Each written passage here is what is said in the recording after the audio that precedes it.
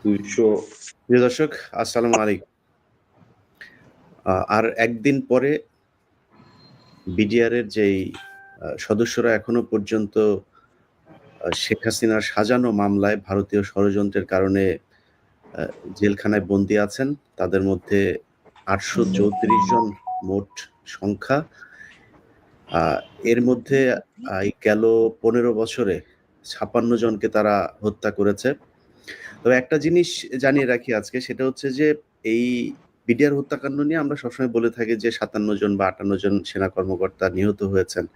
তার প্রায় দ্বিগুণেরও বেশি বিডিআর সদস্য মারা গিয়েছেন। আর হত্যা করা হয়েছে। কিভাবে হত্যা করা হয়েছে, কি হয়েছে, সেই আ পিলখানার যিনি পেশ ইমাম ছিলেন, সেই ইমাম সাহেবকেও হত্যা করা হয়েছে। কিভাবে হয়েছে সেটা আমি বিডিআর হত্যাকাণ্ড নিয়ে একটা অনুসন্ধানী আ অনুসন্ধান চলছে এখনো পর্যন্ত। সেটাতে আপনারা জানতে পারবেন। আমাদের আজকের এই অনুষ্ঠানের মূল আ আয়োজনটার কারণ হচ্ছে একদিন পরেই বিডিআর এর আ যে মামলাটি আছে, বিস্ফোরক দ্রব্য মামলা, সেটির জামিন শুনানি আছে। আপনাদের গত মাসেই বলেছিলাম যে বারে এই একইভাবে কালক্ষেপণ করা হচ্ছে। একবার পিপির নিয়োগ দেওয়া হয় নাই। এরপরে পিপি নাই। এরপরে পিপি রায় পড়ে দেখার সময় পায় নাই। নানানভাবে তারা এটার সময়ক্ষেপণ করার চেষ্টা করছে। আমরা জানি না ৯ তারিখে আসিফ নজরুল আ ভারত, প্রথম আলো এবং ডেইলি স্টারের সহায়তায় কি ষড়যন্ত্র নিয়ে তারপরে বসে আছেন। তবে আমরা এতদিন ধরে যেটা মনে করেছি যে দেশের সরকারকে একটু সময় দেওয়া দরকার। কোন ধরনের বিশৃঙ্খলা যেন না হয়। আমি আসিফ নজরুল সহ সরকারকে এইটুকু বলে দিতে চাই, বিডিআর এর এই ৮৩৪ জন না শুধু, আ যারা মারা গিয়েছেন এবং বিডিআর এর সাথে বাংলাদেশের ১৮ কোটি মানুষ আছেন। এবার যদি কোনো কারণে বিভিন্ন ধরনের ছুতায় এটাকে কালক্ষেপণ করার চেষ্টা করা হয়, তাহলে এবার পরিস্থিতি অন্যদিকে যাবে। দেশের অবস্থা কোন দিকে যাবে, দেশের পরিস্থিতি ঠান্ডা থাকবে কি থাকবে না, কারা ক্ষমতায় থাকবে, কারা চলে আসবে, এসব নিয়ে আসলে বিডিআর এর সদস্যরা চিন্তা করবেন এবং আমরা আমাদের জায়গা থেকে সর্বোচ্চ সহায়তা করব। দেশের মানুষও সেটা করবে। কারণ যেই দেশে গেল ২ দিন আগে বুকে বন্দুক ঠেকিয়ে গুলি করা হয়েছে, সেই কনস্টেবলকে গাজীপুরে আ দেওয়া হয়েছে। গুলি করে জামিন দেওয়া হয়েছে। সেই কনস্টেবল পলাতক। সেই জজ সাহেবকে ওএসডি করা হয়েছে। ওএসডি কি? ওরে গ্রেপ্তার করতে হবে। ও কয় টাকা নিয়েছে, কার হয়ে কাজ করেছে, এটা তাকে রিমান্ডে নিয়ে জিজ্ঞেস করতে হবে। সো এই অনেক ধরনের কাজকর্ম চলছে। আমরা এগুলো দেখছি। বিডিআর এর এই ঘটনা নিয়ে আমরা কোন ধরনের আ আমি বলব যে যদি নাকি ষড়যন্ত্র করার ইচ্ছা থাকে সরকারের, সেখান থেকে সরকার বেরিয়ে আসবে। আমি শুরুতেই একটা জিনিস আপনাদেরকে দেখাইতে চাই। সেটা হচ্ছে আ বিডিআর এর এই ঘটনাটি নিয়ে একটা প্রজ্ঞাপন, আ যে কমিশন গঠন করা হয়েছে, সেখানে একটা প্রজ্ঞাপন আ করা হয়েছে। আচ্ছা, এইটা আ হাসিনুর ভাই, আপনি নিশ্চয়ই দেখছেন এটা, যে হত্যাকাণ্ড হ্যাঁ, সংঘটিত অপরাধ, অপরাধ প্রতিরোধে না সরি, হত্যাকাণ্ড সহ সংগঠিত অপরাধে ইতিমধ্যে দায়েরকৃত মামলা এবং সংশ্লিষ্ট মামলায় অভিযুক্তগণের দায়, অপরাধ অক্ষুণ্ণ রেখে সংশ্লিষ্ট মামলায় অন্তর্ভুক্ত করা হয়নি এমন প্রকৃত অপরাধীদেরকে তদন্ত প্রক্রিয়ায় অন্তর্ভুক্তকরণ। আ আচ্ছা, আমি এইটার আ মানেটা একটু হাসিনুর ভাই আপনার কাছ থেকে জেনে তারপরে আমাদের আ আইনজীবীর কাছে ইলিয়াস ভাই, ইলিয়াস ভাই, এই বিষয় নিয়ে আমরা চর্চা করছি আজকে সন্ধ্যায়। জি। একটা ড্রাফট আমরা করছি। আসিফ নজরুল ভাইয়ের সাথে বসবো, আমরা বসে এইটা থাকলে কোনো তদন্ত করা যাবে না। আমার বিশ্বাস উনি সংশোধন করবেন ন্যায় বিচার, ন্যায় ন্যায় জনস্বার্থে। তো আমরা যে সত্যিকারী ঘটনা জানতে পারি, জানতে চাই, জাতিকে জানাতে চাই, বিশ্বকে জানাতে চাই আসলে বিডিআর হত্যায় কারা জড়িত ছিল, কেন করা হয়েছে, তাহলে আমাদের উচিত সেটা ওই ব্যক্তিগুলো জেলখানায় আছে। আমি বিশ্বাস তাদের হুম, সাথে কথা বলে সত্য ঘটনা তারা বলবে। তো দণ্ড মাফ করব না, দণ্ড বাদ দিয়ে দিব, রাজশাহী করব, এটা কমিশন করবে। তারা এটা দেওয়ার অধিকার রাখে না। আমরা এই জন্য আরো যোগ্য ব্যক্তি, 7 জন তো, দুই একজন বা 3 জন বাড়ানো যায়, অসুবিধা নেই। বিশাল সেন্সিটিভ ইস্যু, এটা রাষ্ট্র বহিরাষ্ট্র জড়িত থাকার সম্ভাবনা খুব বেশি। দলীয় সরকার, ইলিয়াস ভাই একটা জিনিস বলি আপনাকে, ক্ষতিগ্রস্ত সেটা সরকারি লোক, যারা অপরাধ করছে তারাও সরকারি লোক, রাজনীতিবিদরাও সরকারি লোক, তদন্ত করছে এরাও সরকারি লোক, গোয়েন্দা সংস্থা এরাও সরকারি লোক, আপনার বিচার যারা করছে এরাও সরকারি লোক।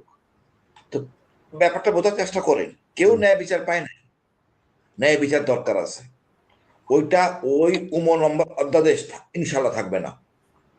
ইনশাআল্লাহ আমরা আমরা সেটা সেটা ন্যায় বিচার আমরাও মনে করছি যে সেটা যদি থাকে তাহলে কোনোভাবে না, কারণ সেখানে স্পষ্টভাবে বলা হচ্ছে যে এরই মধ্যে যে এই বিচারে যতজনকে নেওয়া হয়েছে সবই তো নিরপরাধ, সবাই আমি মনে করি প্রতিটা মানুষের। কারণ শেখ হাসিনার এই সরকার যেটা করেছে 9 তারিখ এই 25 তারিখের পরপরই যারা সত্য কথা বলতে চেয়েছে তাদেরকেই নিয়ে নিয়ে তারপর র্যাব 2 র্যাব 1-এ অত্যাচার করা হয়েছে।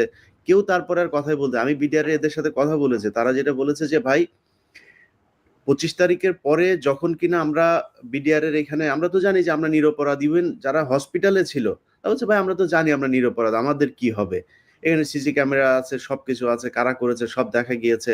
সো আমরা আমাদের মতো খুব নিশ্চিন্তে ঘুরে বেরিয়েছি। মসজিদের ইমাম সাহেব যিনি কিনা দরবার হলে ছিল, কোরআন তেলাওয়াত করেছে ওই দিন, তিনি সব দেখেছেন এই ঘটনার, সেই কারণে তাকে সবার আগে হত্যা করা হয়েছে। সো এই জিনিসগুলো প্রমাণ করে যে যারা সত্য কথা বলতে চেয়েছে তাদেরকে হত্যা করা হয়েছে, তাদেরকে জেলখানায় নেওয়া হয়েছে। অতএব আমি মনে করি জেলে যারা ছিল সবাই নিরপরাধ। যারা খুন করেছে, অবশ্যই বিডিআর অনেক সৈনিক সেখানে জড়িত ছিল, তারা সেটা হয়তো ষড়যন্ত্রের সাথে জড়িত না, কিন্তু পরবর্তীতে তারা সেটার সাথে যুক্ত হয়েছেন। তাদের বিচার হোক, আমাদের কোনো সমস্যা নাই, কিন্তু বিচারের নামে যারা কিনা নিরপরাধ তাদেরকে হত্যা করা হবে, ফাঁসিতে দেওয়া হবে, এটা থেকে অবশ্যই সরকারকে বেরিয়ে আসতে হবে। এবং আমরা আজকে এখান থেকে সরকারকে বলতে চাই এই উঙ্গ নাম্বার যে অধ্যাদেশ সেটা এখান থেকে সরাইতে হবে। অ্যাডভোকেট পারভেজ হোসেন, আপনার কাছে যাই। পারভেজ ভাই, এখন পর্যন্ত মামলার যে অবস্থা, আপনার কাছে কি তথ্য মনে হচ্ছে কিনা যে এবারও আগের মতো শুনানির সময় কোনো ধরনের সরকার ষড়যন্ত্রের চেষ্টা চালাচ্ছেন? অসংখ্য ধন্যবাদ, অসংখ্য ধন্যবাদ। আমি নিজকে খুব সৌভাগ্যবান মনে করছি যে যে কোনো ওয়েতে, যে কোনো একটা টপিকসে ইলিয়াস ভাইয়ের সাথে, কারণ হচ্ছে যে আমার যেটা মনে হয় ব্যক্তিগতভাবে, আমি আমার বিশ্বাস থেকে বলছি, আমরা একটা সময় ইলিয়াস ভাই একটু এই টপিকসের বাইরে একটু কথা বলবার ইচ্ছে করছে। জি জি, বিশেষ করে 2014, 2018, 2024 নির্বাচনের পরে যখন আমরা ক্লান্ত হইনি, আমরা তখনও আস্থা বিশ্বাস নিয়ে মাঠে আছি। অসংখ্য জনগণ যাদের সাথে দেখা হতো প্রশ্ন করতেন যে ভাই কি হইলো, এভাবে চলবে, কিছু করতে পারলেন না। তা আমাদের একটাই উত্তর ছিল যে আমরা আসলে সব চেষ্টা করেছি, যতগুলো ওয়ে ছিল সব ওয়েতে চেষ্টা করেছি, সবগুলি এক্সস্টেড। এখন আপনারা আল্লাহর কাছে বলেন, যদি আল্লাহ কোন একটি রাস্তা দেখায়। যাই হোক, আল্লাহর কাছে অসংখ্য শুকরিয়া যে পরিবর্তিত পরিস্থিতিতে আমরা স্বাধীনতার কথা শুনেছি, স্বাধীন বাংলাদেশ দেখেছি, কিন্তু স্বাধীনতার সুফলটা পাইনি, ভোগ করতে পারিনি এই জনগণ। 5ই আগস্টের পরে আজকে স্বাধীন নব এই বাংলাদেশে স্বাধীনতা ভোগ করছে। যেটা বলছিলাম খুব কষ্টের সাথে, সেটা হচ্ছে যে এই বিডিআর এর ঘটনাটি ইতিমধ্যে ইলিয়াস ভাই বলেছেন যে আসলে এটা কি হয়েছিল। আমি এই মামলার সাথে সংশ্লিষ্ট থাকার কারণে সবচেয়ে দুঃখের সাথে প্রথমে যেটা বলতে চাই, বাংলা ভাষায় একটি কথা আছে, যে যায় লঙ্কায় সে হয় রাবণ। আমরা জামিন শুনানি করতে গিয়ে যখন আমাদের নবনিযুক্ত প্রসিকিউশন, এই স্বাধীন বাংলার নূতন প্রসিকিউশন যখন বলে যে আপনারা জামিন চাচ্ছেন, জামিনের জন্য চিৎকার করছেন, আপনাদেরকে এটাও মাথায় রাখতে হবে যে দেশপ্রেমিক 57 জন সেনা অফিসার এখানে শহীদ হয়েছিলেন, হত্যা হয়েছিলেন। তাদের ভাষ্যটা সেই আওয়ামী ভাষ্যের মতোই মনে হয়, যেন আজকে যারা ভেতরে আছেন এই 834 জন, যারা এখানে বিনা চিকিৎসায় দীর্ঘদিন ধরে মরে গেছেন। আপনি শুনলে অবাক হবেন ইলিয়াস ভাই, আমি 2020 সালে এবং 2015 সালে দুইবারই প্রায় 3.5 মাস করে এবং 4.5 মাস করে, আমি মোট 8 মাস জেলে ছিলাম, এই বিডিআর সদস্যদের অবস্থান দেখেছি। আমি নিজেকে সৌভাগ্যবান মনে করেছি তখন যখন এই বিডিআর সদস্যরা বিনা চিকিৎসায়, না খেয়ে না পরে, যখন তারা ওখানে মানে মৃত্যুর মুখে ঢলে পড়েছেন, তখন তাদেরকে গোসল করানোর সুযোগ আমাদেরটা হয়েছিল। এই সংখ্যাটা 1-2 জন না। এবং আরো ভয়ঙ্কর রিপোর্ট হচ্ছে, যেসব সৈনিকরা বিবাহিত ছিলেন এদের অলমোস্ট প্রায় 90% ওয়াইফ চলে গেছে। চলে গেছে কারণ এরা নিশ্চিত ছিলেন যে এই সরকার যতদিন থাকে কোনোদিন এই তার স্বামী বেরোতে পারবে না, মুক্তি পাবে না, সো এই সংসারে আর তার থেকে কি হবে? তার মানে তারা স্ত্রী হারিয়েছেন, কোন কোন ক্ষেত্রে নিজেরা এভাবে বিনা চিকিৎসায় খাদ্যের অভাবে এভাবে মরেছে। এই যখন অবস্থা, তখন গভর্নমেন্ট যে পদ্ধতিটা অবলম্বন করলো, যেটা আমাদের সামনে একটি চমৎকার উদাহরণ ছিল। আপনার নিশ্চয়ই 21 আগস্ট গ্রেনেড হামলা মামলার কথা মনে আছে। এই মামলাটি একটি মিথ্যা ভিত্তির উপরে নতুন করে প্রতিষ্ঠিত ছিল। তখন যখন এই মামলায় 61 জন সাক্ষী হয়ে গেল, এই 61 জন সাক্ষী হওয়ার পরে প্রসিকিউশন পক্ষ থেকে নতুন করে একটি আবেদন করা হলো অধিকতর তদন্তের জন্য। সে অধিকতর তদন্ত যখন শুরু হলো, বিজ্ঞ আদালত যখন, বিচারিক আদালত যখন অধিকতর তদন্ত মঞ্জুর করলেন, তখন পুরনো যে আসামিরা ছিলেন সঙ্গত কারণেই, আইনের প্রক্রিয়ার কারণে তারা সবাই জামিন পেলেন। একইভাবে আমরা আমাদের সাবেক অর্থমন্ত্রী এস এম কিবরিয়া সাহেব হত্যাকাণ্ডে আমরা সিলেটের দ্রুত বিচার আদালতে চলা মামলা একইভাবে দেখলাম। সেখানে 11 জন আসামি আগে ছিলেন।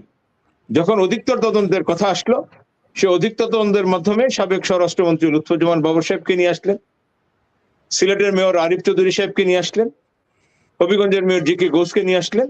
এই তদন্ত প্রক্রিয়া যখন শুরু হলো, তখন ওই পুরনো আসামিরা আইনের সুবিধাটি পেলেন, তারা সবাই রিলিজ পেলেন, তারা এই মামলা থেকে জামিন পেলেন। আমরা বলছিলাম যে আজকে এখানে প্রসিকিউশন যে অবস্থানটি নিয়েছেন, আপনি একেবারে খুব চমৎকার ভাবে বলেছেন যে 9 তারিখে কি অবস্থা হবে। এখানে একটি বিষয় বলে রাখি, এই মামলাটি ঢাকা আলিয়া মাদ্রাসা ময়দানে হতো, প্রজ্ঞাপনটা ওভাবেই ছিল। একটি পর্যায়ে 5ই আগস্টের পরে মাদ্রাসার ছাত্ররা ওখানে আদালত স্থাপন বন্ধ করে দিলেন। আদালত ওখানে বসলে কোনো সমস্যা ছিল না, তাদের কথা ছিল যে এই একটি কালো আইনে পরিচালিত এই আদালতকে, যেখানে নিরীহ মানুষকে হত্যা করার জন্য এখানে এই মামলা, এই আদালত বসানো হচ্ছে, এই অন্যায় কাজে, অবৈধ কাজে ঢাকা আলিয়া এবং তার ছাত্র শিক্ষক অভিভাবকরা সহায়ক শক্তি হিসাবে ভূমিকা পালন করবে না। এই চিন্তা থেকে ঢাকা আলিয়া মাদ্রাসা মাঠে তারা এই কালো আইনে স্বীকৃত এই বিচার ব্যবস্থাটি, ওই আদালতটি ওনারা বন্ধ করে দিলেন, সেখানে বসবার সুযোগ দিলেন না। সরকার তাৎক্ষণিকভাবেই এই প্রজ্ঞাপনটি প্রত্যাহার করার সুযোগ ছিল, তিনি সেটা এখন বন্ধ করেননি। এই অজুহাতে, যেটা বলছিলাম যে যে যায় লঙ্কায় সে হয় রাবণ, একদিকে মামলার যে প্লেস যেখানে মামলা আদালত বসবে, সে আদালতে সেই প্রজ্ঞাপনটাকে আজকে পর্যন্ত তারা অক্ষুণ্ণ রেখেছে, সেটা বাতিল করে নেই, এটা একটি তারা ধোয়া হিসাবে নিচ্ছে। একইভাবে এই তদন্ত প্রক্রিয়ার সাথে সঙ্গত কারণে আমরা ওই দুটো রেফারেন্স 21 আগস্ট এবং কিবরিয়া হত্যাকাণ্ডের কথা এই জন্য বললাম যে এই রেফারেন্সটা আমাদের সামনে দৃশ্যমান। সো যেহেতু অধিকতর তদন্তের বা একটি তদন্ত কমিশন হয়েছে, আইনের এটাই হচ্ছে কাস্টমস, এটাই হচ্ছে প্রথা, এটাই হচ্ছে রেফারেন্স যে এখন যারা ভেতরে আছেন তারা, তাদের সবাইকে জামিন দেওয়া হবে। এখানে আরেকটি বিষয় বলে রাখি, এখানে দুটো মামলা ছিল প্রাগ ঐতিহাসিক যুগ থেকে, সে ব্রিটিশ আমল থেকে, পাকিস্তান আমলে, ইভেন তো বাংলাদেশে এটাই চলে আসছে। আমরা এর আগে যে মামলা দুটোর কথা বললাম, সেই মামলাগুলোতে একই ছিল, সেটা হলো একটি হত্যা মামলা হয়েছে একই এফআইআর থেকে, একটি হত্যা মামলা হয়েছে এবং একই সাথে একটি বিস্ফোরক মামলা হয়েছে। এই দুটো মামলা একসাথে চলে, এটাই ছিল আইন, সব জায়গায় একইভাবে হয়েছে। এবং যার কারণে আপনি দেখবেন যে 21 আগস্টের মামলায় তারেক রহমান সাহেব সহ যাদেরকে মৃত্যুদণ্ড দিয়েছিল, বাবা সাহেব সহ যাদেরকে মৃত্যুদণ্ড দিয়েছিল, দুটো মামলায়, হত্যা মামলা এবং বিস্ফোরক মামলায় তাদেরকে মৃত্যুদণ্ড দিয়েছে। তারেক রহমান সাহেবকে যাবজ্জীবন দিয়েছে, দুটো মামলায় যাবজ্জীবন দিয়েছে। কিবরিয়া সাহেবের মামলাটা চলমান, সেখানে দুটো মামলা চলছে, দুটো মামলায় একটি বিস্ফোরক একটি হত্যা একসাথে চলছে। সুরঞ্জিত সেনগুপ্তের যে তার সংসদীয় আসন, সেখানে যে গ্রেনেড হামলা হয়েছিল, সেই মামলাটি একইভাবে হত্যা মামলা বিস্ফোরক মামলা একই সাথে চলছে। দুর্ভাগ্যজনক হলো এই বিডিআরের মামলার ক্ষেত্রে এসে ভিন্নতা আমরা দেখলাম। সেখানে সকল ন্যায্যতা পরিহার করে, সকল ইতিহাস ঐতিহ্য, কাস্টম প্রসিডিউর লকে ব্রেক করে হত্যা মামলাটিকে আগে চালিয়ে নেওয়া হলো, বিস্ফোরক মামলাটিকে বন্ধ রেখে। এখন হত্যা মামলায় রায় হয়েছে, সেই রায়ে একটি বড় অংশ খালাস পেয়েছে, কেউ মৃত্যুদণ্ড হয়েছে, একটি অংশে যাবজ্জীবন হয়েছে। এই মামলায় হাইকোর্ট ডিভিশনে গেল, ডেথ রেফারেন্সে মামলা শুনানি হলো, সেখানে রায় হয়েছে। সেই রায়ে মৃত্যুদণ্ডের সংখ্যাটা কমিয়ে দেওয়া হয়েছে, যাবজ্জীবন যারা ছিল অনেককে ফ্রি করে দেওয়া, যারা খালাস ছিল এদের মধ্যে খুব অল্প সংখ্যককে নতুন করে আবার কাউকে 5 বছর, কাউকে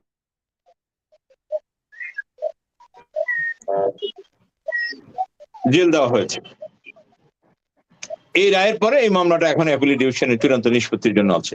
বলছিলাম যে জামিন দেওয়ার ক্ষেত্রে তাহলে আইনের প্রক্রিয়াটা কি? হত্যা মামলার ক্ষেত্রে জামিন দেওয়ার ক্ষেত্রে হত্যা মামলায় যারা খালাস পেয়েছেন বা যাদের যেটুকু জেল যেটুকু অলরেডি সার্ভ আউট হয়েছে তাদেরকে এই আদালত যে কোনো সময় ছেড়ে দিতে পারেন। এটা হত্যা মামলার সাথে যারা কনভিক্টেড অথবা যারা রিলিজ হয়েছেন, একুইটাল হয়েছেন, তাদেরকে ছেড়ে দেওয়ার একটি সুযোগ এই 9 তারিখে আছে। এটা গভর্নমেন্ট চাইলে আপনি যাদের কথা বলেছেন তাদের মেকানিজমে বিজ্ঞ আদালত একটি ন্যায়ানুগ আদেশ দিতে পারে। আর যারা ওই হত্যা মামলার সাথে কোনোভাবেই কনভিক্টেড হলেন না, যারা ওই মামলা থেকে ফুল একুইটাল পেয়ে গেলেন, খালাস পেলেন, তাদেরকে এই একটি ঠুনকো অজুহাতে এই বিস্ফোরক মামলার সাথে সংযুক্ত করে তাদেরকে আজ পর্যন্ত জামিন দিলেন। সো যারা খুব নির্মম ভাবে বলি, এই সংখ্যাটা সম্ভবত আমাদের শাকিল ভাই অনেক ভালো বলতে পারবেন, যারা ওই মামলা থেকে খালাস পেয়েছেন, হত্যা মামলা থেকে কোন পর্যায়ে তারা ওই মামলার সাথে কনভিক্টেড হননি, কোন সেন্টেন্স তাদের উপরে নাই, এই সংখ্যাটা সম্ভবত 572 বা তার চেয়ে বেশি হবে।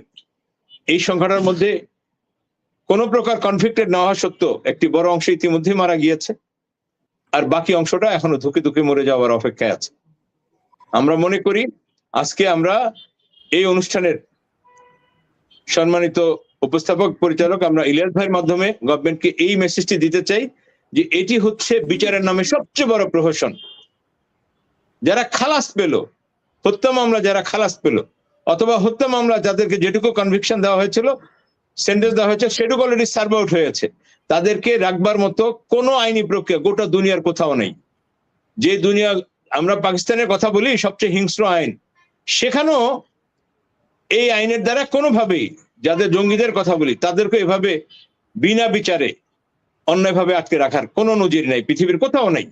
আমরা আশা করছি যে 9 তারিখে অন্তত যারা শুধুমাত্র বিস্ফোরক মামলায় আটকে আছেন অথবা হত্যা মামলা যাদের সার্ভ আউট হয়ে গেছে, তাদের সবাইকে এই সংখ্যাটা অনেক বেশি, আমরা আশা করছি ন্যায় বিচারের স্বার্থে অন্তত তাদেরকে খালাস করে দেবেন, তাদেরকে জামিন দিয়ে দিবেন। এরপরে যাদের জি ফারুজ ভাই, আসছি আপনার কাছে আবার। তুহিন ভাই বলেন, আপনাদের পরিবারের অবস্থাগুলো কি এখন, আপনার কেমন দেখছেন বলেন। আসসালামু আলাইকুম। ইলিয়াস ভাই, আপনাকে অসংখ্য ধন্যবাদ আজকের এই প্রোগ্রামে আমাকে উপস্থিত করার জন্য। সেই সাথে আমার বাবাদের প্রিয় অভিভাবক জনাব হাসিনুর রহমান স্যার আছেন এখানে, তার কাছে অনেক কৃতজ্ঞ।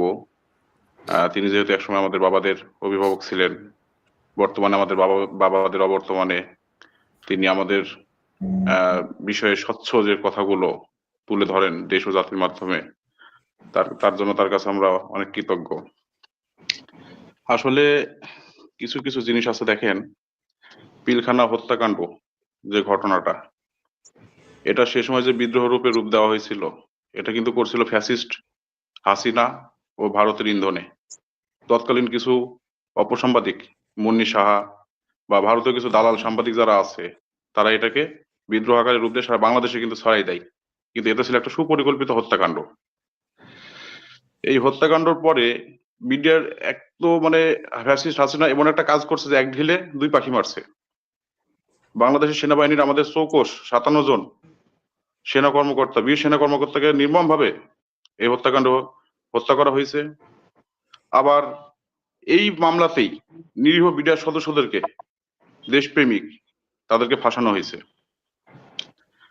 এই মামলার ব্যাপারে যদি আমরা কথা বলি, হাসিন স্যার তো আসলে আগেই বলে ফেলছেন যে মামলা করছে, ঘটনা ঘটাইছে হাসিনা, মামলা করছে হাসিনা, তদন্ত করছে হাসিনা, বিচারও করছে হাসিনা। সবই যদি হাসিনা করে, তাহলে এই প্রহসনের মামলাটা এখনো কি জন্য আছে?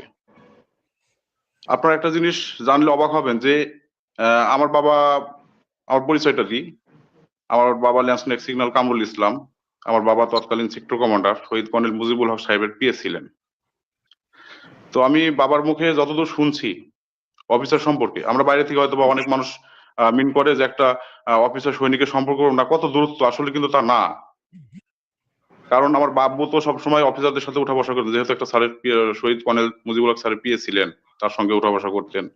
এত ভ্রাতৃত্ববোধ তাদের মধ্যে আমি আব্বুর মুখে শুনছি যে উনি এত ভালো মানুষ ছিলেন যে আমাদের পরিবারের পারিবারিক খোঁজ খবর পর্যন্ত নিতেন, এতটা ভালো মানুষ ছিলেন প্রত্যেকটা অফিসারই। কোনোদিন কাউকে তাদের মধ্যে এত রেসপেক্ট করতো বা যে ভাইকে ভাইয়ের মতো বা যারা ছেলের বয়সী ছিল তাদেরকে ওইভাবেই সম্মান করতো। যেখানে এখানে হাসিন স্যার আছে, উনি হয়তো বা বিডিআর এ ছিল 40 রাইফেল ব্যাটালিয়ন না কত ব্যাটালিয়ন হয়তো ছিল, আমি যা শুনছি আব্বুদের মুখে। তো উনি ভালো বলতে পারবে যে তাদের সাথে সম্পর্কটা, বিডিআর আর অফিসার তাদের সাথে সম্পর্কটা কেমন ছিল। অতএব এই ঘটনাটা যে শুধু বিডিআরদের মাধ্যমে হয়েছে এটা কিন্তু বলা ভুল। কারণ হতে পারে যে কিছু দুষ্কৃতিকারী বা হাসিনার ইয়াতে থাকতে পারে, কিন্তু ঢালাও ভাবে যে বিচারগুলো করা হয়েছে, যে 850 আসামি, প্রায় 834 জন আসামি করা হয়েছে এই হত্যা মামলায়। এই 850 হত্যা মামলার আসামিদের মধ্যে যাবজ্জীবন দেওয়া হয়েছে 181 জনকে, ফাঁসি দেওয়া হয়েছে প্রায় 150 জনকে, 300 আপ।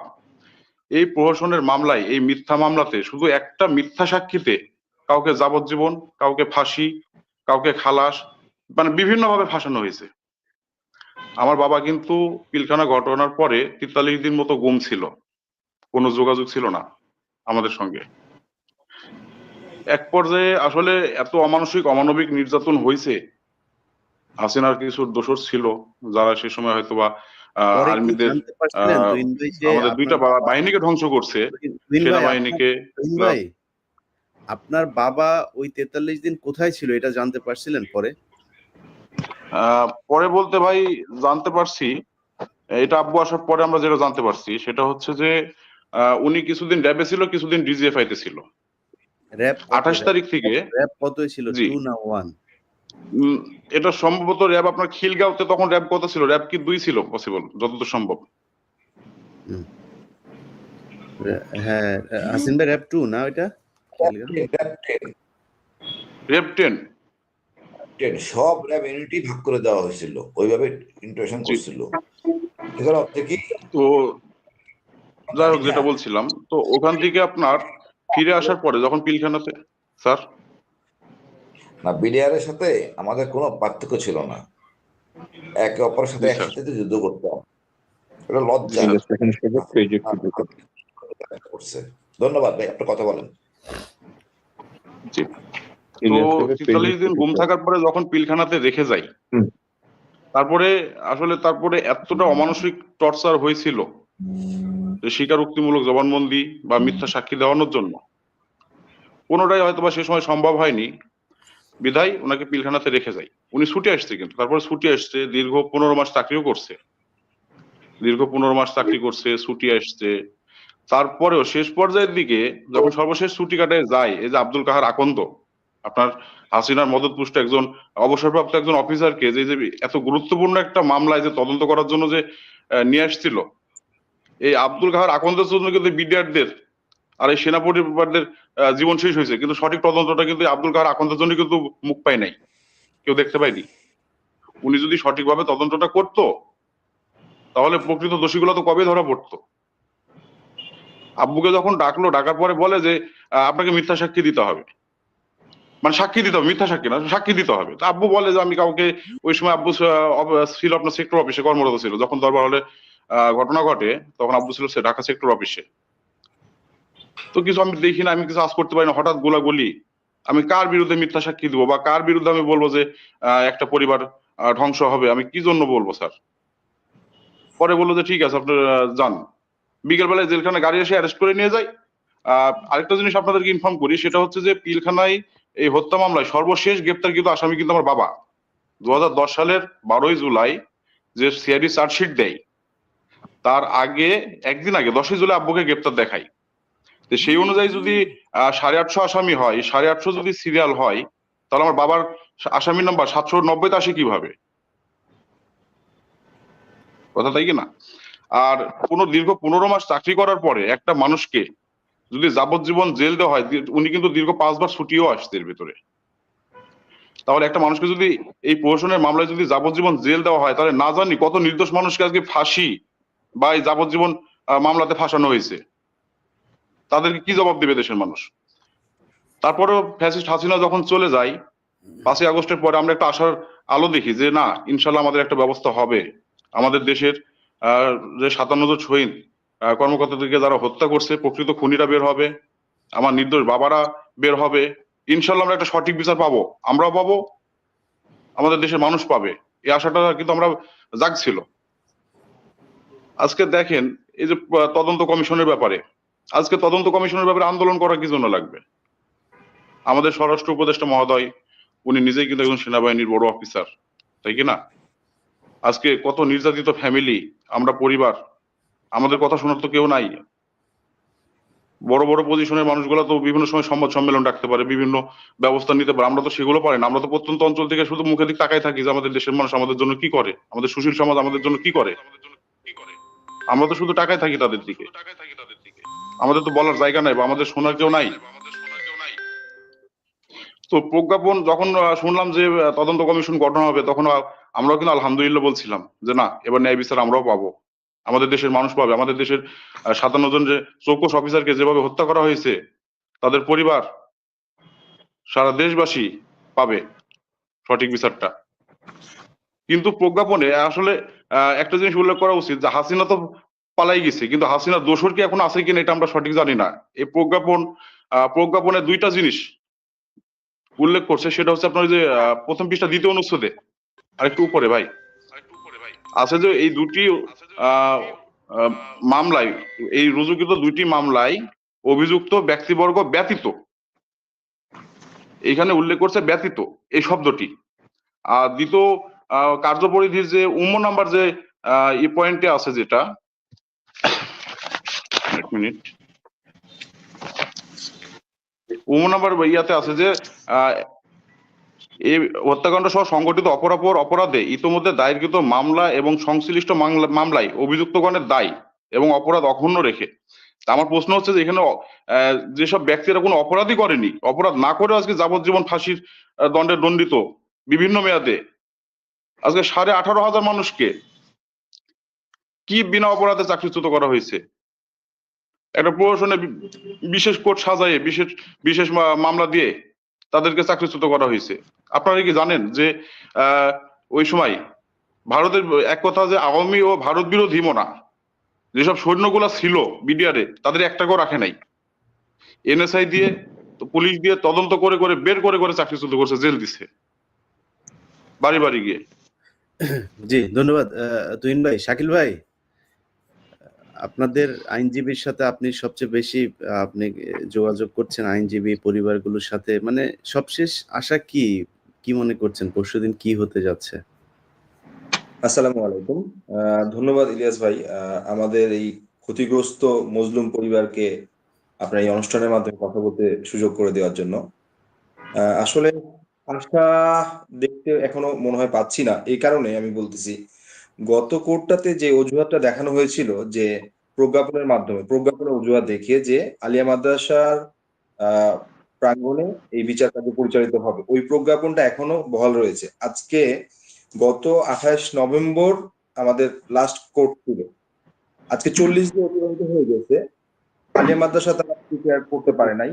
কিন্তু নতুন প্রজ্ঞাপনের মাধ্যমে যে কোর্টটা কোথায় পরিচালিত হবে সেটাও বলে নাই। আমরা যতদূর শুনেছি এখন পর্যন্ত আমাদের আইনজীবীদের মাধ্যমে যে জজ কোর্টে মামলাটা পরিচালিত হবে। তাহলে সেই একই অজুহাত যদি দেখানো হয় যে তারা আসামিকে নিয়ে আসতে পারে নাই, এখানে বসার পজিশন নাই, বা এখানে নিরাপত্তাজনিত কারণ আছে, তাহলে আমরা ন্যায় বিচার আশা করব কিভাবে? এটা আমার প্রথম প্রশ্ন। এরপরে যেটা হচ্ছে যে গত 16 বছরে তো আমরা পাই নাই, সেটা নিয়ে কোনো কথা নাই, সেটা ষড়যন্ত্রের শিকার ছিলাম। এখন আমরা ছাত্র জনতার বিপ্লবের মাধ্যমে আমরা একটা বৈপ্লবিক সরকার পেয়েছি, কিন্তু আসলে আমরা এই বিডিআর পরিবারগুলো এখনো মুখ দেখতে পাচ্ছি না। আমরা জানি আমরা প্রথমেই 57 জন শহীদ কর্মকর্তার বিচারটা আমরাই দাবি প্রতিনিয়ত জানাচ্ছি। আমরা এই হত্যাকাণ্ডের সঠিক বিচারটা, ন্যায় বিচারের জন্য সবচেয়ে বেশি অগ্রণী ভূমিকা পালন করছি। যখন গত মাহিন সরকার যখন ন্যায় বিচারের জন্য এই তদন্ত কমিশনের জন্য শহীদ মিনারে ডাক দিল, তখন আমরাও উপস্থিত ছিলাম, এই বিডিআর পরিবারগুলো উপস্থিত ছিলাম। স্বাধীন তদন্ত কমিশন গঠনের জন্য আমরাও দাবি জানিয়েছিলাম। কেন জানিয়েছিলাম? কারণ আমাদের মাথায় কলঙ্কের দাগ আছে, এই কলঙ্কের দাগ আমাদের মুছে ফেলতে হবে। এই স্বাধীন তদন্ত কমিশনের কাছে আমাদের আশা ছিল যে আমাদের যে বিচার প্রক্রিয়া আছে, কি হয়েছে, ভুল ছিল কোনগুলো, সেই জিনিসগুলো নিয়ে তারা পুরো আলোচনা, এটা তদন্ত করে বের করে নিয়ে আসবে। সেটা এখনো আশা করতেছি। হাসিনুর রহমান স্যার তো আমাদের পক্ষে সবসময় মানে ন্যায়ের পক্ষে বলেন। আমি আশা করব স্যারেরা যেহেতু এখনো আছেন এবং এই ন্যায়ের পক্ষে থাকবেন। কিন্তু আগামী 9 তারিখ নিয়ে আমার বিশেষ কনসার্ন। স্বাধীন তদন্ত কমিশন তদন্ত করবে, খুবই স্বাভাবিক, এবং এটার মাধ্যমে তদন্তের মাধ্যমে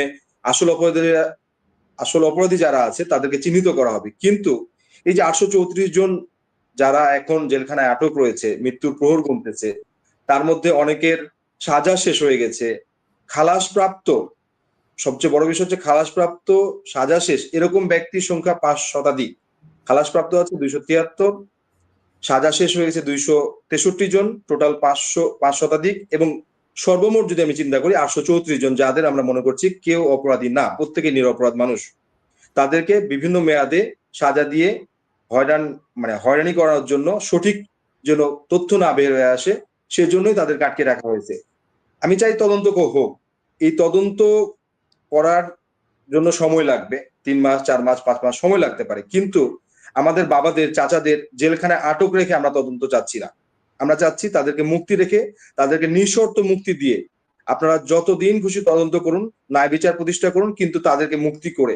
কারণ তারা প্রত্যেকে মৃত্যুর প্রহর গুনছে, তারা প্রত্যেকে অসুস্থতার সাথে, মৃত্যুর সাথে পাঞ্জা লড়ছে।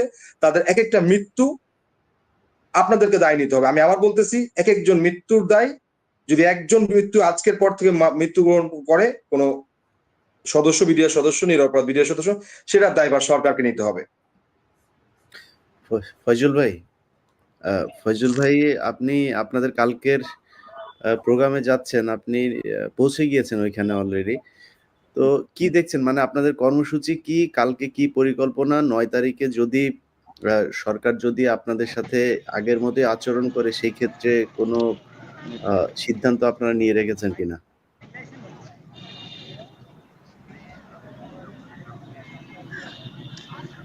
ফয়জুল ভাই, আমাকে প্রশ্ন করে নাই তো। হ্যাঁ ফয়জুল ভাই, আপনাদের ওইখানকার সর্বশেষ অবস্থা জানান। আপনারা কতজন এসছেন, কালকে কি পরিকল্পনা, রায়কে ঘিরে আপনাদের কি কি প্রস্তুতি নিয়েছেন?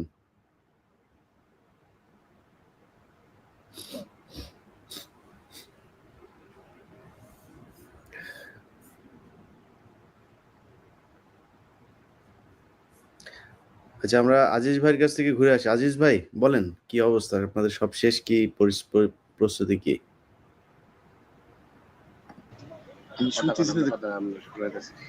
জি, আসসালামু আলাইকুম। আমি বীর মুক্তিযোদ্ধা ডিএডি আব্দুর রহিম সাহেবের ছেলে। ধন্যবাদ ইলিয়াস ভাই। আমরা ছাত্র জনতা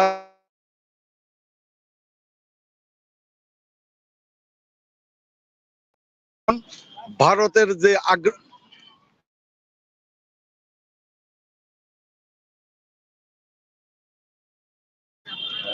ধন্যবাদ ইলিয়াস ভাই। ধন্যবাদ।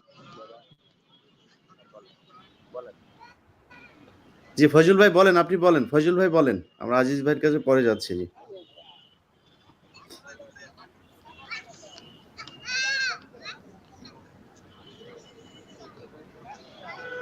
ধন্যবাদ ইলিয়াস ভাই।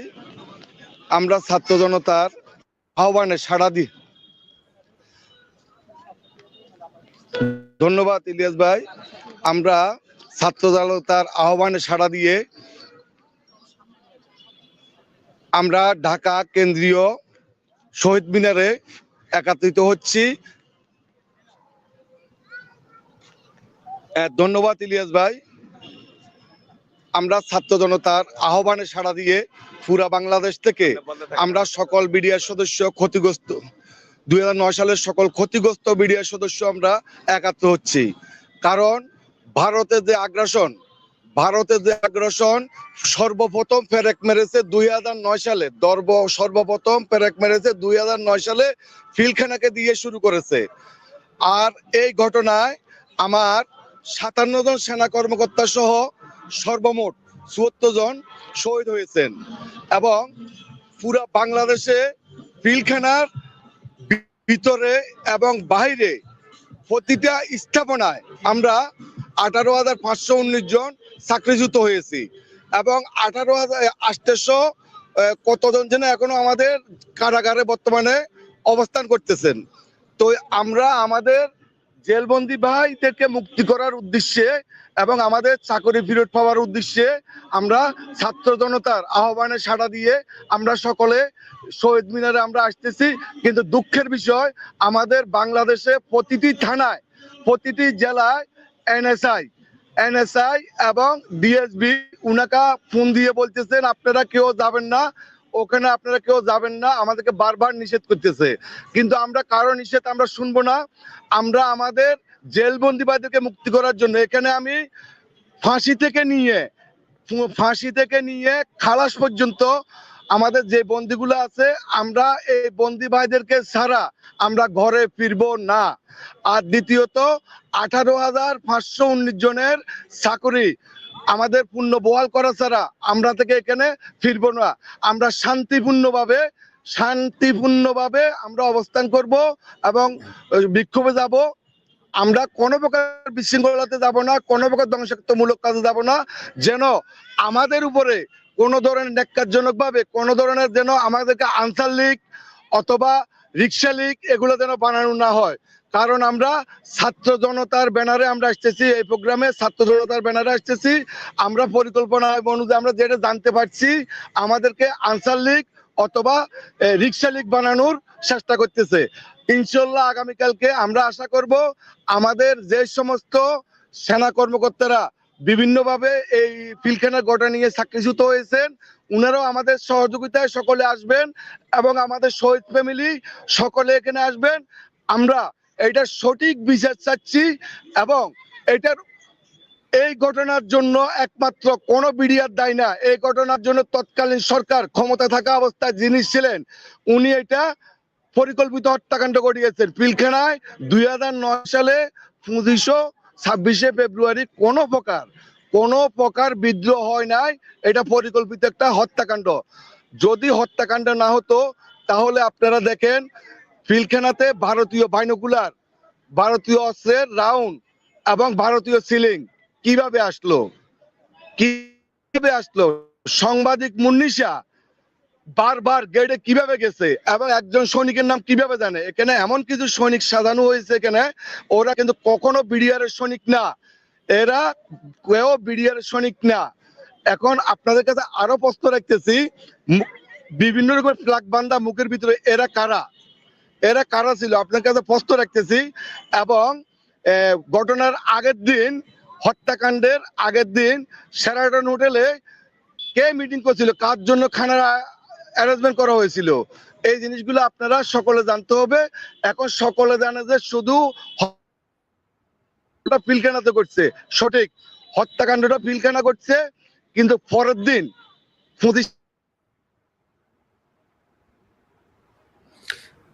আজিজ ভাই আমরা ফয়জল ভাইয়ের কথা বুঝতে পেরেছি। আজিজ ভাই জি আপনি বলেন।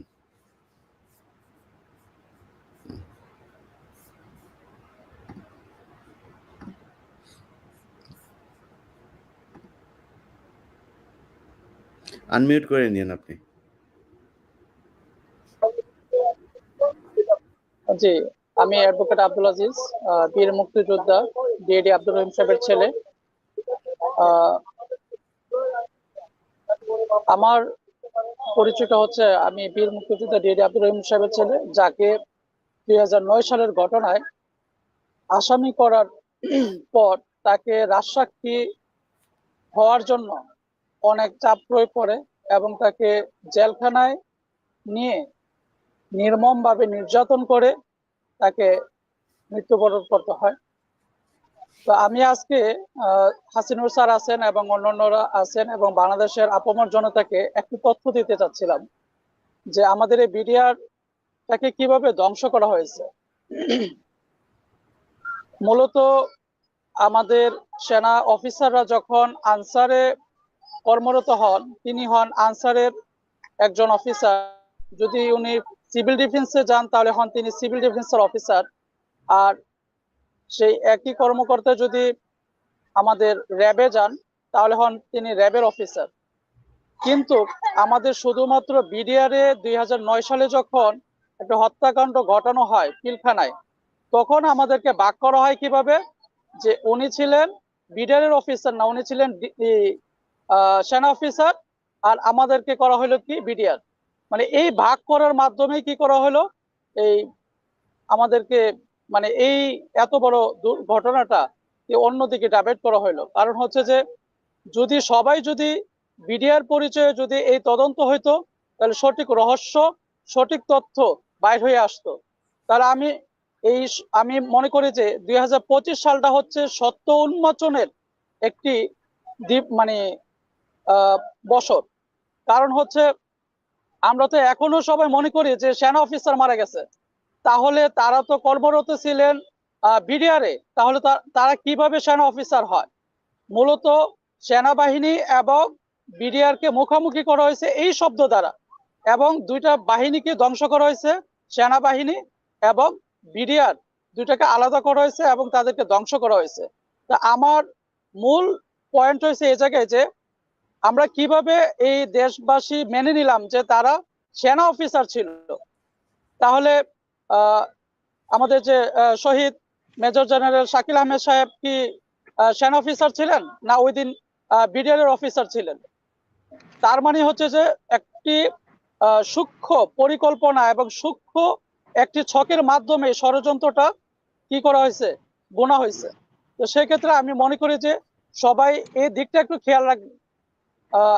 সরি যে আমার ব্যাটারি চার্জ শেষ হয়েছে, এই জন্য আমি ধন্যবাদ আজিজ ভাই, ধন্যবাদ আজিজ ভাই, ধন্যবাদ। অ্যাডভোকেট পারভেজ ভাই, আপনার কাছে যতটুকু যে শাকিল ভাই যে বক্তব্যটা, এটা শাকিল ভাইয়ের সাথে আমার কদিন ধরে কথা হচ্ছিল যে এই যে কোন জায়গায় বিচার হবে এটার যে একটা জটিলতা তৈরি হয়েছে এবং সেটা এখনো পর্যন্ত তারা প্রজ্ঞাপন করে নাই। সেখানে দেখা যাচ্ছে যে মানে বিচারের কাজ বোধহয় ওরা এখন পর্যন্ত যেটা দেখা যাচ্ছে কাগজপত্রে যে ওই আলিয়া মাদ্রাসার ওইখানেই হবে নাকি? জি, কিন্তু আমি একটু সুবিধা নিতে চাই এটা বলছি এই কারণে যে দেবার মতো আমার কনস্টিটিউশনে, আমার সংবিধানে লট অফ অপরচুনিটিস। আপনি দেখেন একই মামলায় আমার দেশ সম্পাদক মাহমুদুর রহমান সাহেব কনভিক্টেড, সেম মামলায় শফিক রহমান সাহেব কনভিক্টেড ছিলেন। শফিক রহমান সাহেব একটি সুবিধা নিলেন, 1 বছরের জন্য ওনার সাজা স্থগিত করলেন, উনি এখন ফ্রি। মাহমুদুর রহমান সাহেব সারেন্ডার করে জেলে গেলেন, আবার জামিন নিয়ে উচ্চ আদালত থেকে জামিন নিয়ে বের হয়ে আসলেন। তার মানে হচ্ছে আমি আর্টিকেল 49টা, আমার সংবিধানের আর্টিকেল 49টা একটু আমি শোনাতে চাচ্ছি। কোন আদালত, ট্রাইব্যুনাল বা অন্য কোনো কর্তৃপক্ষ কর্তৃক প্রদত্ত যে কোনো দণ্ডের মার্জনা, বিলম্ব ও বিরাম মঞ্জুর করিবার এবং যে কোনো দণ্ড মৌকুফ, স্থগিত বা হ্রাস করিবার ক্ষমতা রাষ্ট্রপতির থাকিবে। তার মানে হচ্ছে গভর্নমেন্ট যদি চায়, সদিচ্ছা যদি চায়, বা আমরা তাদেরকে সদিচ্ছা প্রদর্শন করাতে বাধ্য করতে পারি, তাহলে আমাদের যারা ভেতরে আছেন তাদের তদন্তের পরে কি হবে সেই অপেক্ষায় এই দণ্ড স্থগিত করে, যাদের দণ্ড হয়েছে, বললাম না যে নির্মমতার শেষ নাই, যাদের কোনো দণ্ড হলো না তাদেরকে যেমন আটকে রেখেছে, তাদেরকে যে কোনো সময় ছেড়ে দেওয়া সম্ভব আইনের প্রক্রিয়া মেনটেন করে। আর যাদের দণ্ড হয়েছে তারা বলছেন তথাকথিত এই আদালতে, সেই আদালতেও প্রেসিডেন্ট তার এই আর্টিকেল 49 ইউজ করে তাদের দণ্ড স্থগিত করে তদন্তের পরে যে অধিকতর তদন্ত বা তদন্ত কমিশন করা হয়েছে, সেই কমিশনের পরে যা রেজাল্ট আসবে সেটা নিশ্চয়ই জাতি হিসাবে আমরা মেনে নিতে বাধ্য থাকব। কিন্তু এই মুহূর্তে বিনা বিচারে অথবা জুডিশিয়াল কিলিং এর মাধ্যমে যাদেরকে কিল করা হয়েছে, জুডিশিয়াল প্রসেসের মাধ্যমে যাদেরকে বিভিন্ন অনারোপিত দণ্ড দেওয়া হয়েছে, এই সব কিছু একটি নোটিশে স্থগিত করে এদেরকে রিলিজ করে দেওয়া সম্ভব। দরকার আমাদের সদিচ্ছা। আমার সরকার এই ছাত্র জনতার সরকার যদি বিশ্বাস করে যে একটি নির্মম হত্যাকাণ্ড ঘটেছে, সেই পরিকল্পিত হত্যাকাণ্ডের আমরা হচ্ছে সবচেয়ে বড় শিকার, যেখানে আমরা একেবারে গোটা জাতি জানে, সবাই জানে, আপনি যে কথাগুলো বিভিন্ন ইনফরমেশন দিয়ে বললেন, যে আজকে যারা ভেতরে আছে তারা কোনোভাবে এই কাজটি করার সক্ষমতাই তাদের ছিল না, করা তো দূরের কথা। সেই নিষ্পাপ মানুষগুলোকে আজকে এভাবে আটকে রেখেছে। আইনি দৃষ্টিকোণ থেকে বলছি যে আর্টিকেল 49 ইউজ করে রাষ্ট্রপতি যারা ভেতরে আছেন, যাদের দণ্ড হয়েছে, তাদেরকে যে কোনো সময় এটা স্থগিত করে ছেড়ে দেওয়ার ক্ষমতা উনি রাখেন। একইভাবে যাদের কোনো দণ্ড নাই অথবা যাদের দণ্ড ছিল সার্ভ আউট হয়ে গেছে, তারাও তাদেরকে ফ্রি করে দিতে পারেন। সো এখানে যেটা দরকার সেটা হচ্ছে সরকারের সদিচ্ছা, আন্তরিকতা এবং সত্যের সমর্থন, অন্য কিছু না। ধন্যবাদ ইলিয়াস। ইলিয়াস ভাই,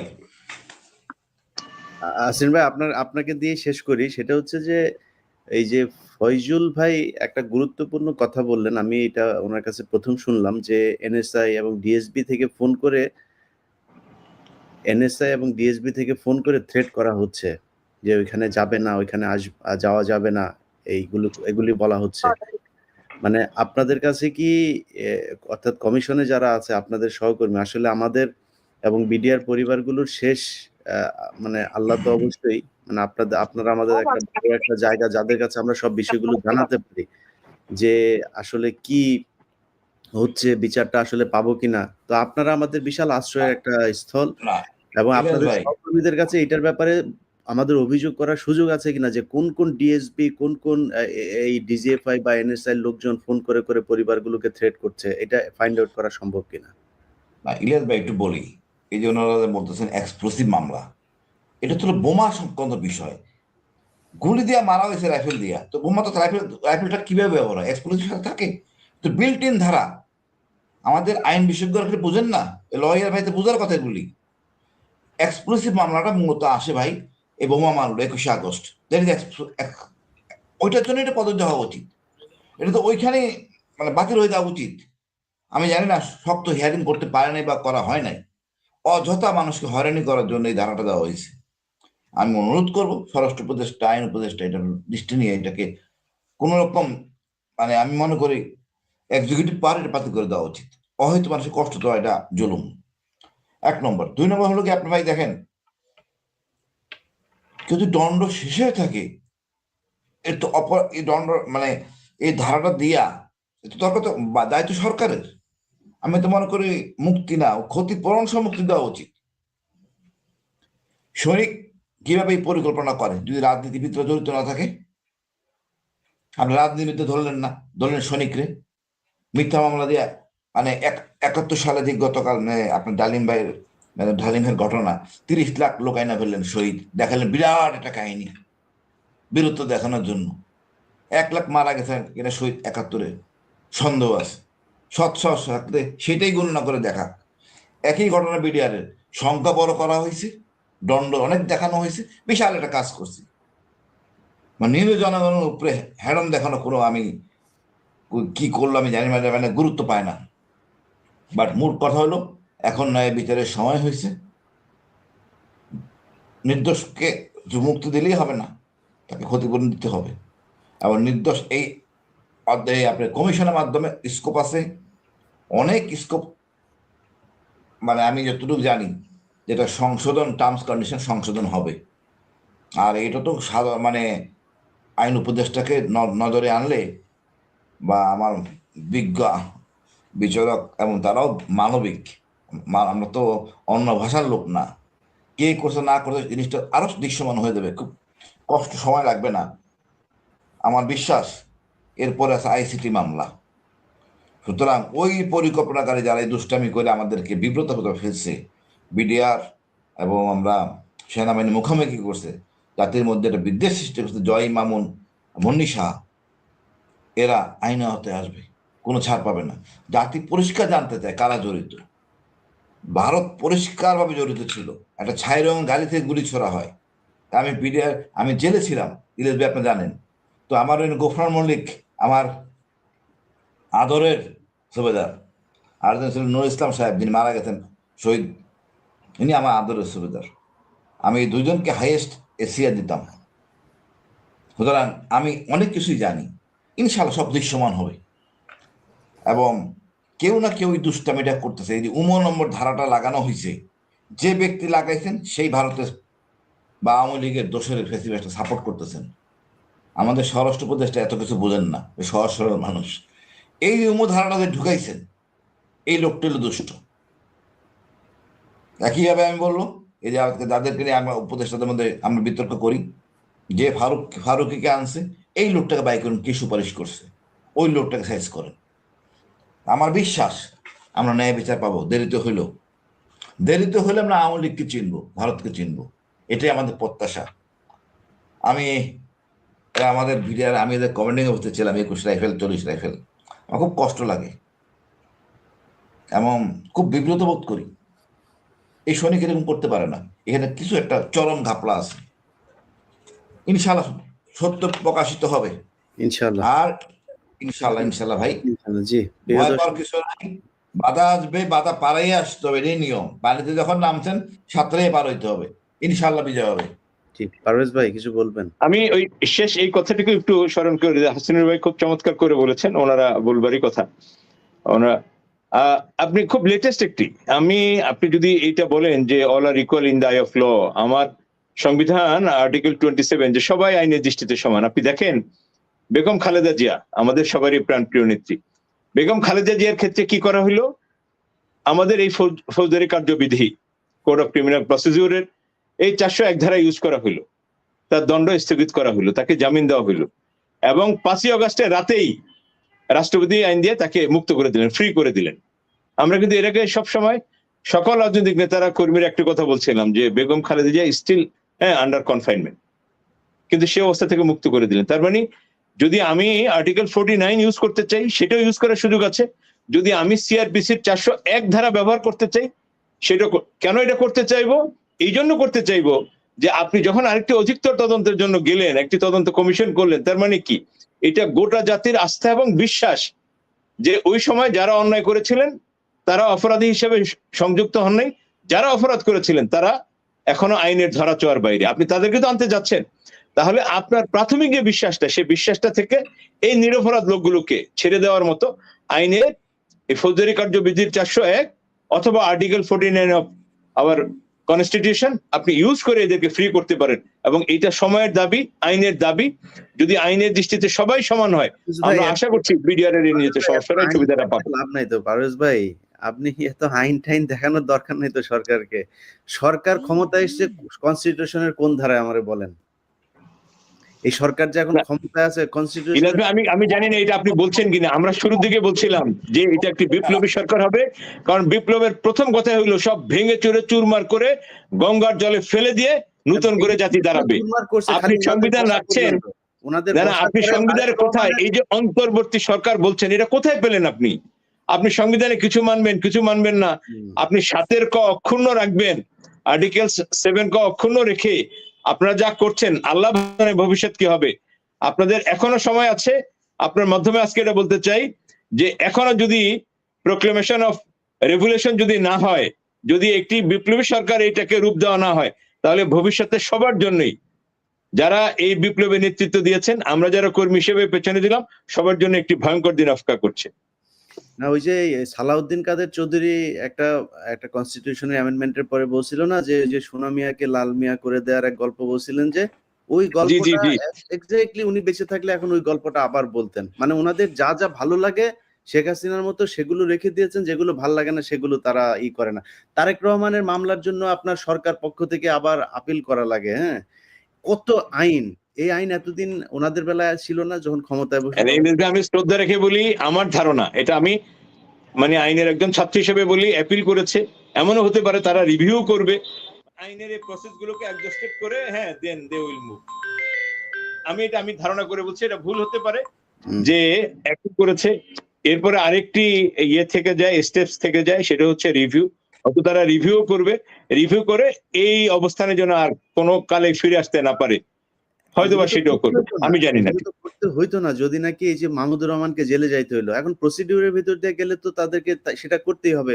তো আপনি প্রসিডিউর সবার ক্ষেত্রে মানাবেন, কারোর ক্ষেত্রে মানাবেন না, কারোর ক্ষেত্রে মানাবেন না। এক্স্যাক্টলি।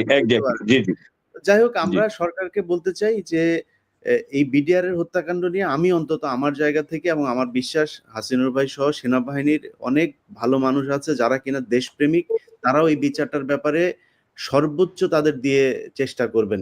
সো এই বিচার হওয়ার মধ্য দিয়ে প্রমাণিত হবে বাংলাদেশ 25শে ফেব্রুয়ারি কিভাবে ভারতের হাতে হস্তান্তরিত হয়েছিল শেখ হাসিনার মাধ্যমে। এই কারণে এটা খুবই গুরুত্বপূর্ণ। অতএব এইটার থেকে আমরা কোনোভাবেই সরব না এবং আমি মনে করি বিডিআর এর যেই সদস্যরা আছেন তারা সবাই তাদের পরিবারের ভেতরে আমি যে ঐক্য দেখেছি, যেই মানে মানসিক শক্তি দেখেছি, এটা আনবিলিভেবল। সো এটা হওয়া সম্ভব। শুধু একটা বিষয় নিয়ে খুব হতাশ লাগে, এই দেশের আলেম আছে, আলেমরা হচ্ছে কষ্ট নিয়েন না, আপনারা হেলিকপ্টারে চড়ে চড়ে ওয়াজ করেন, কোনো সমস্যা নাই, কিন্তু আপনারা এই যে হেলিকপ্টারে চড়ে ওয়াজ করেন না, আপনারা জেলখানায় ছিলেন, নাম ধরে বলি যে কজন জেলখানায় ছিলেন, আপনাদের পায়ে ধরে ডলতো, অজুর পানি আইনা দিত, সেই লোকদের সাথে আমাদের কথা হয় এখনো। সেই লোকগুলির কথাটা আপনারা ভুলে গিয়েছেন। তাদের বাসা থেকে খাবার গিয়েছে, সেই খাবার সে না খায় আপনাকে খাইয়েছে। আপনারা এক্স্যাক্টলি মতো এরকম আমি আলেমের প্রত্যক্ষ সাক্ষী। আবার ফের এই ইন্ডিয়ান পেদানি দরকার। এত এত এত অসভ্য আলেম এই পৃথিবীর ইতিহাসে কোথাও দেখি নাই। প্রথম আলো নিয়ে এত কিছু এত কষ্ট করে সেগুলো বের করে আনলাম, এখন পর্যন্ত মামলা করতে ভয় পায়। আমি বলছি যা লাগে, কি লাগে বলেন, টাকা পয়সা কি লাগে, মামলা করেন। কি করে না, না ওই গুম কমিশনে যাব, এখানে যাব, এত সময় আছে, হেলিকপ্টারে চড়ে খালি ওয়াজ করবে, ওয়াজ দেখাবে আবার হাসিনা যদি আসে তারপরে। খুব কষ্ট লাগে ভাই, এই এই মানে মানে একটা অসভ্যের দেশের মধ্যে আছে। 500 টাকা পাইলে বিক্রি হয়ে যায় নিজে, পয়সা ছাড়া কোনো কিছু বুঝে না। যে যেখানে ইলিয়াস ভাই, রেডিমেড সাক্ষী পাওয়া যায়, যা বলবেন তাই পাওয়া যায়। বড় লজ্জা, বড় লজ্জা। আমি খুব বিশাল বিশাল সম্মান করি এরকম রাজনৈতিক দল। ইলিয়াস ভাই, ওই লোকটারে নিয়ে কথা না বললে হয় না, ওরে নিয়ে কথা। আপনার আওয়ামী লীগের প্রতি এত দরদ কেন? এই আওয়ামী লীগ না আপনার 15 বছর পেদাইলো। যাই হোক, আলেম সমাজ আপনাদেরকে সম্মান করি, আপনাদের কাছে অনুরোধ, আপনাদের এই এখন পর্যন্ত ফারাবি, এই গত সপ্তাহে ফারাবি একজনের সাথে কথা হইলো, সে ইয়েতে আসছিল, সে আমাকে বলতেছে যে ভাই ওনার তো টাকা পয়সা টয়সা কিছু নাই। আমি বলছি কত টাকা লাগবে বলেন, কত? আমি তারে কোনো কিছু জিজ্ঞেস করি না, সে আমাকে ভয়েস পাঠিয়েছে। আমি বলছি কত টাকা লাগবে, আমাকে অ্যামাউন্ট বলেন খালি। তো সে আমাকে বলছে সে যায় না, তারপরে জানাবে। এখন এই যে ফারাবি সহ কয়েক হাজার আলেম এখন পর্যন্ত জেলখানায়, এটা আলেমদের কোনো দায়িত্ব নাই? আপনাদের মনেও পড়ে না যে আপনি যে 3 বছর 2 বছর ধরে জেলে, 15 বছর জেল খাটলেন, আপনাদের মনেও পড়ে না তাদের কথা একটু? ইলিয়াস ভাই, এই যে জঙ্গি নাটক করে মানুষকে কষ্ট দিচ্ছে জেলখানার মধ্যে, নিরীহ লোক, এটা কোথাও জড়িত না, এটার জন্য কি কমিশন দরকার না? বলেন আপনি আমাকে। ভাই জঙ্গি নাটক করে করা উচিত না? হাসিনুর ভাই, ধরেন আপনি আপনার জায়গায় দাঁড়ায়, আপনি সেনাবাহিনী, তারপরে গুম, তারপরে আপনি নিজে গুম হয়েছিলেন, আপনি আপনার জায়গাগুলো নিয়ে কাজ করছেন। এখন এই যে কমিশন হবে, কমিশন তো আমি মনে করি জুলাই আগস্টের যে হত্যাকাণ্ড হলো, এই পুরো হত্যাকাণ্ড নিয়েই তো একটা কমিশন হওয়া দরকার। এটার ইতিহাস থাকতে হবে না? ইতিহাস না হলে তো ওই যে 30 লাখকে যেমনে, এই 3 লাখকে 30 লাখ বানায় যেমনে, 3 লাখ কেন, আপনি তো একটু আগে বললেন যে 3 লাখ মারা গিয়েছে, 3000 খুঁজে পাবেন না, 3000 খুঁজে পাবেন না, সারা গ্যারান্টি দিলাম আসিনুর ভাই, বিশ্বাস করেন 3000 আপনি খুঁজে পাবেন না। খুঁজেন, এখনো তো সুযোগ আছে। এখন ওরা খুঁজে বার করে যে, শেখ মুজিব এই ডালিমকে নিয়ে আসছিলাম, সেই ডালিম হচ্ছে গিয়ে 2 নাম্বার ডালিম। ডালিমের 4 আঙ্গুল কেন, 4 আঙ্গুল কেন এটা বুঝিস না? মাঝখানের আঙ্গুল শেখ মুজিবের কবরে যায় খুঁজে বার করার পিছনে আছে মাঝখানের আঙ্গুলটা, ওইখানে যায় খুঁজ গিয়া। ডালিম নাকি আসল না নকল, এটা নিয়ে তাদের সমস্যা। এইটা হচ্ছে তাদের কোশ্চেন। এখন এত অসভ্য, এত মূর্খ এই আওয়ামী লীগের লোক, এদেরকে বুঝাইতে পারবে না সারা জীবনে। মেজর ডালিম হইলো 2 নাম্বার। ভদ্র মানুষ কিভাবে আওয়ামী লীগ করে? এই স্বাধীনতার অবদানটা কি? আমার লজ্জা লাগে ভাই। ভদ্র অভদ্র না, কোনো মানুষ কোনোদিন আওয়ামী লীগ করতে পারে না, ভদ্র আর অভদ্র না। আমি তো আওয়ামী লীগ করি না, অভিশপ্ত লীগ। যাই হোক, শেষের দিকে কিছু কথা বললাম, সবার কাছে ক্ষমা চাচ্ছি। আমার এখানে খুব সম্মানিত পারভেজ ভাই, হাসিনুর ভাই, আপনাদের এই মানে বিডিআর এর লোকজনের সাথে যখন কথা বলি না ভাই, নিজের কাছে এত কষ্ট লাগে ভাই, যে কি বলবো। এদের এই কিছু ভয়েস পেয়েছি আমি, হাউ মাউ করে কান্না, অসুস্থ, বুঝছেন, খুব অসুস্থ। তার এই হসপিটালে আপনার চিকিৎসা, যে চিকিৎসা দেয়, এই চিকিৎসা তো আসলে তার এখন বিদেশে নিয়ে যাওয়া দরকার।